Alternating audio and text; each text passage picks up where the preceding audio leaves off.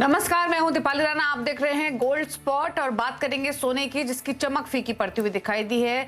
Spot market में 61,500 के नीचे प्राइसेस आते हुए दिखाई दिए हैं। वहीं अगर इंटरनेशनल मार्केट्स की बात करेंगे तो 2000 के नीचे भी गोल्ड फिसलते हुए दिखा। फिलहाल $2005 के आसपास इंटरनेशनल मार्केट्स में कर रहा है ट्रेड। क्या यहां से और कमजोरी हावी होगी? कैसे हैं ट्रिगर्स?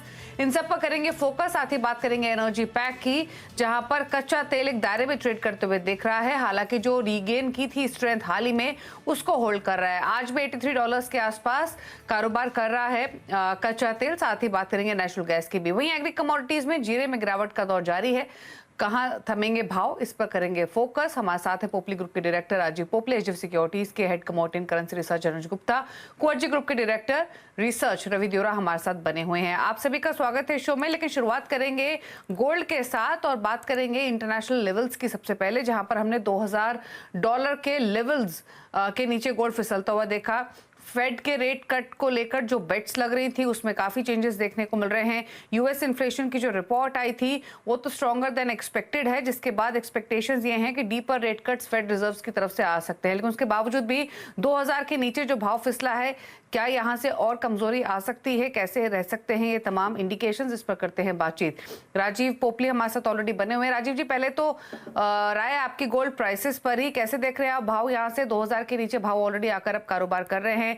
यूएस का इन्फ्लेशन रिपोर्ट हमारे सामने है, जो कि जनवरी में एक्सपेक्टेड जो था उससे ज्यादा बढ़ते हुए दिखाई दिया है।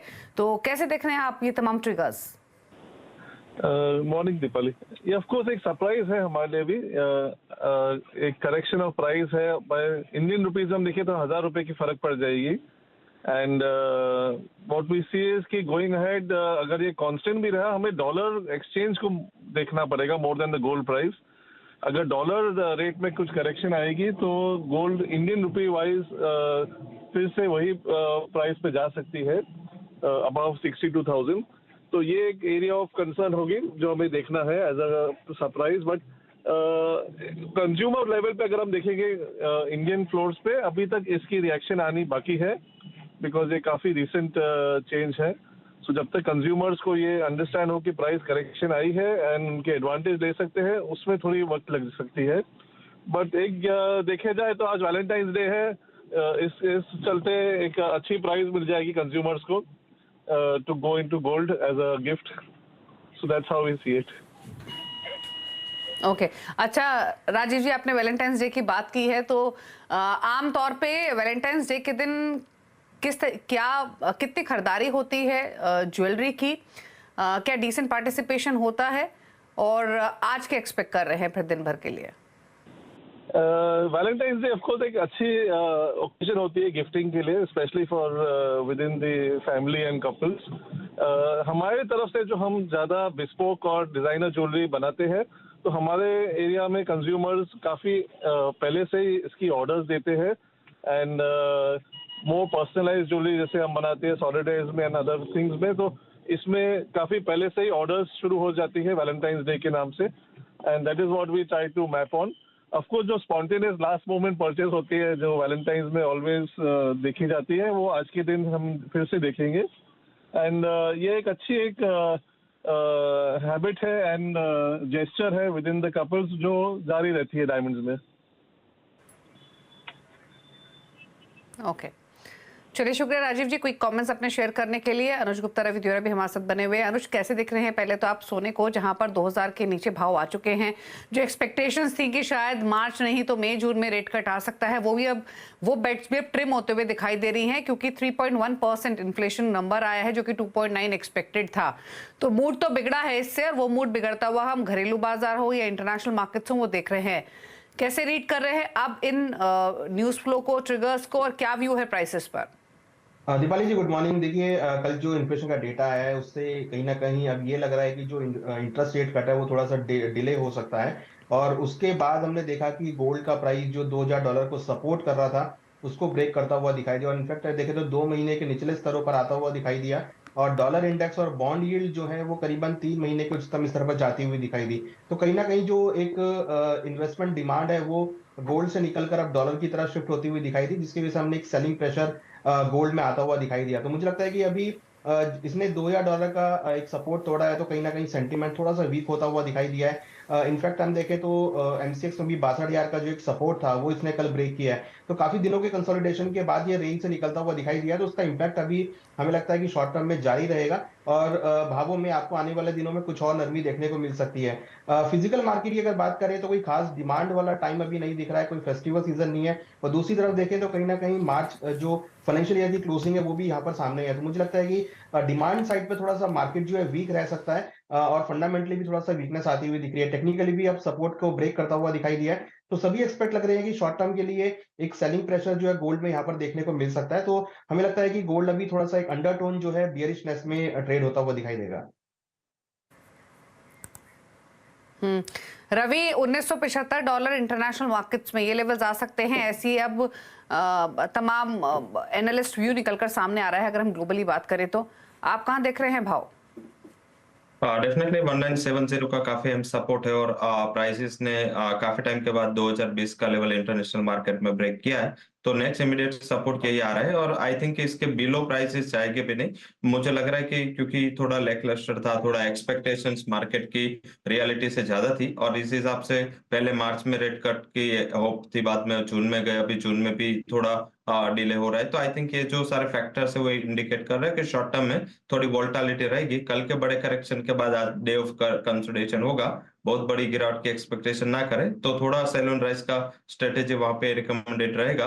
61,580 के करीब अगर आता है तो वहां पे एक बार सेल करना चाहिए, एंड 61,700 के स्टॉप लॉस के साथ एक छोटा स्टॉप लॉस रखे।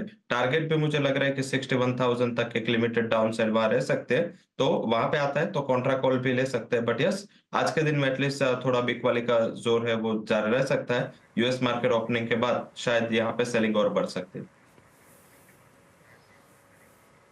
ओके, तो थोड़ा सा प्रेशर रह सकता है, 61,000 तक भाव आ सकते हैं। सीपीआई के नंबर्स एक्सपेक्टेशंस के से थोड़ा सा बढ़कर आए हैं। अब यूएस का रिटेल सेल्स का डेटा आएगा थर्सडे को, प्रोड्यूसर प्राइस इंडेक्स के नंबर्स आएंगे फ्राइडे को, उनको भी मार्केट कीनली वॉच करेगा। और इस हफ्ते जो फेड ऑफिशियल्स हैं उनकी तरफ से भी स्टेटमेंट आने हैं, तो इंपॉर्टेंट रहेगा ये वीक यूएस डेटा के पर्सपेक्टिव से देखें तो। लेकिन अब बात सिल्वर की भी कर लेते हैं, और अनुज क्या राय है यहाँ पर आपकी, क्योंकि यहाँ हमने जो मेटल्स में थोड़ा सा सपोर्ट आते हुए देखा था, थोड़ी बाइंग आते हुए देखी थी, उसका सहारा सिल्वर को मिला था, लेकिन वापस मेटल्स भी नीचे हैं, and so is the case with silver. कैसे देख रहे हैं सिल्वर को आप अभी? देखिए, सिल्वर के अंदर भी हमने एक सेलिंग प्रेशर कल आते हुए देखा, और फाइनली जो 70,000 का एक सपोर्ट था वो भी कल चांदी ने ब्रेक किया।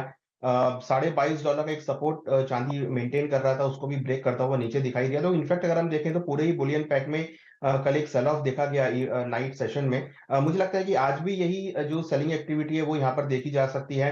काफी ऑलमोस्ट 3 महीने के बाद हमने 70,000 के लेवल को ब्रेक करता हुआ देखा, तो यहाँ पर भी कंसोलिडेशन था जहाँ पर ब्रेक होता हुआ दिखाई दिया। हमें लगता है कि ये भी जो बिकवाली है वो यहाँ पर देखने को मिल सकती है। और कहीं ना कहीं इंडस्ट्रियल मेटल भी अगर आप बात करेंगे तो वहां पर भी हमने एक सेल ऑफ आते हुए देखा, जिस तरीके से चाइना के रियल एस्टेट मार्केट में एक सेल ऑफ रहा, तो उसकी वजह से सभी इंडस्ट्रियल कमोडिटी में एक बिकवाली देखने को मिली, तो वहां से भी नेगेटिव व्यूज आते हुए दिख रहे हैं। तो हमें लगता है कि चांदी के अंदर भी बिकवाली का ट्रेड ही देखने को मिलेगा।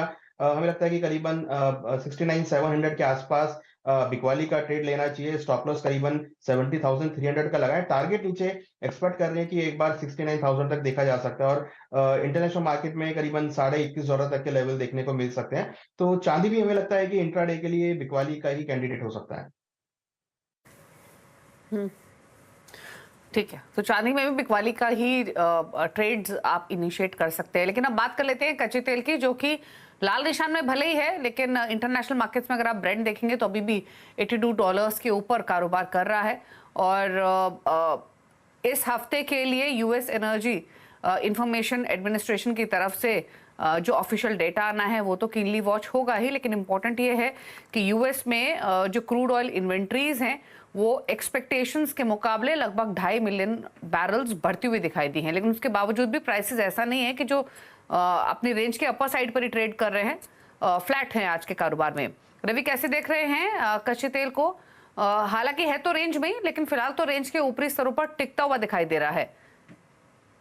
जब से प्राइस में एक जियोपॉलिटिकल रिस्क का भी एक प्रीमियम था, एंड पर्टिकुलर कल न्यूज आया कि शायद ये हमास एंड इसराइल के बिटवीन आगे वार्तालाप बन रही है, बट उसी time IEA means international energy agency as well as देखे तो ओपेक के जो डिमांड को लेके ऑप्टिमिज्म आए, इसने प्राइसेस को काफी अच्छा सपोर्ट दिया, डिस्पाइट कि कल ग्लोबल फाइनेंशियल मार्केट में डेटा के बाद काफी वोलेटिलिटी थी, वीकनेस थी, बट क्रूड में कुछ भी ज्यादा वीकनेस नहीं दिखी थी और 82 के लेवल के ऊपर ब्रेंट कंफर्ट के साथ ट्रेड कर रहा है। हालांकि ऊपर 83.20 का एक स्टीप रेजिस्टेंस है, तो मुझे लग रहा है कि अभी मेंस के इफ एंड बर्स ज्यादा है क्योंकि डिमांड को लेकर अभी भी कंसर्न है। चाइना इस मार्केट बंद है, ताइवान बंद है, चाइना नेक्स्ट वीक ओपन होगा, तब तक वहां से क्यूज नहीं मिलेगा। आज इन्वेंट्री के डेटा क्रूड के लिए काफी इंपॉर्टेंट हो गए, तो इतने इवेंट के हिसाब से मेरा रिकमेंडेशन है। वैसे तो अभी भी 6600 तक के लेवल के लिए तैयार है, बट यस अभी इस टाइम वेनिला ट्रेड ना करें, अभी ऑप्शन का इस्तेमाल करें। 6500 का कॉल ऑप्शन 190 के करीब बाय करें 140 के स्टॉप लॉस के साथ, और ये कॉल ऑप्शन आपको 280 तक के लेवल दे सकता है। तो ये volatility and if and birds में मेरे हिसाब से आपको ऑप्शन अच्छा वहां पे सपोर्ट देता हुआ दिख सकता है। मार्च कॉन्ट्रैक्ट के ऑप्शन आप बाय कर सकते हैं क्योंकि जो करंट कॉन्ट्रैक्ट की एक्सपायरी आज है, तो आई थिंक नए कॉन्ट्रैक्ट में आप कॉल ऑप्शन लेके शॉर्ट टर्म के लिए वहां पे ट्रेड ले सकते हैं। अनुज, एक राय आपकी नेचुरल गैस पर, यहाँ तो प्राइसेस काफी गिर चुके हैं, क्या व्यू है इन स्तरों से? अगर आप देखेंगे तो मल्टी ईयर्स लो पर आता हुआ दिखाई दिए, जो कि अहम सपोर्ट है। तो मुझे लगता है कि कहीं ना कहीं जो अभी प्राइसेस है वो ओवरसोल्ड टेरिटरी में जा सकते हैं और यहाँ से हम लगता है कि एक शॉर्ट कवरिंग आ सकती है। हालांकि फंडामेंटल साइड थोड़ा सा वीक है, बट मुझे लगता है कि थोड़ी मोटी एक जो रिकवरी है वो यहाँ पर देखने को मिल सकती है। तो जिन्होंने शॉर्ट कर रखा है उनके लिए सलाह है कि एक बार यहाँ पे प्रॉफिट बुक कर सकते हैं, क्योंकि हम एक्सपेक्ट कर रहे हैं कि यहाँ से एक छोटी सी रिकवरी आ सकती है। हालांकि अंडरटोन अभी भी वीकनेस की है, तो बाउंस बैक आए तो बिकवाली करें, मगर फिलहाल करंट रेट पे हमें लगता है जिन्होंने बिकवाली कर रखी है वो एक बार यहाँ पे निकल सकते हैं।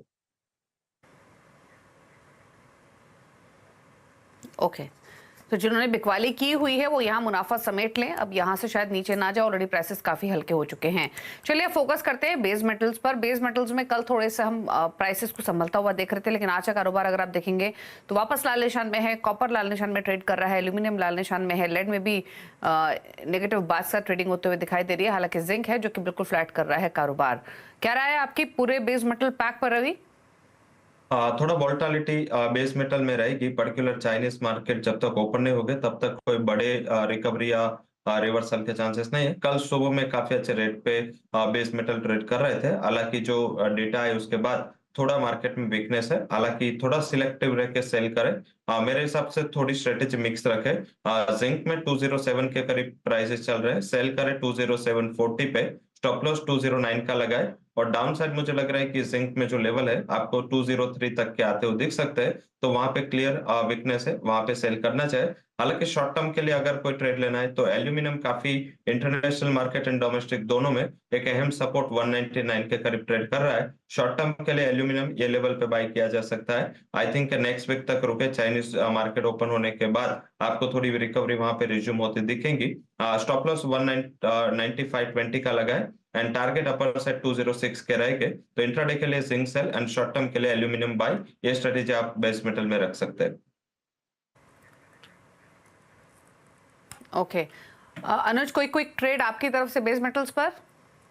देखिए बेस मेटल में भी हमें लगता है कि एक प्रॉफिट बुकिंग देखने को मिल सकती है, क्योंकि जिस तरीके से डॉलर स्ट्रेंथ ले रहा है और चाइनीज मार्केट बंद है, तो सेल ऑन राइज की स्ट्रेटेजी यहाँ पे रहेगी। तो कॉपर मुझे लगता है कि बिकवाली के तौर पे देख सकते हैं, करीबन 707.50 के आसपास बिकवाली करें, 780 का स्टॉप लॉस है, टारगेट नीचे लग रहा है 701 तक देखने को मिल सकता है। इनफैक्ट जिंक में भी हमें लगता है कि एक सेलिंग प्रेशर देखा जा सकता है और नीचे 209 रुपए तक के लेवल देखने को मिल सकते हैं। तो बेस मेटल भी मुझे लगता है कि थोड़ा सा इंट्राडे शॉर्ट टर्म के लिए वीकनेस है, जहां पर सेल ऑन राइज की स्ट्रेटेजी यूज कर सकते हैं।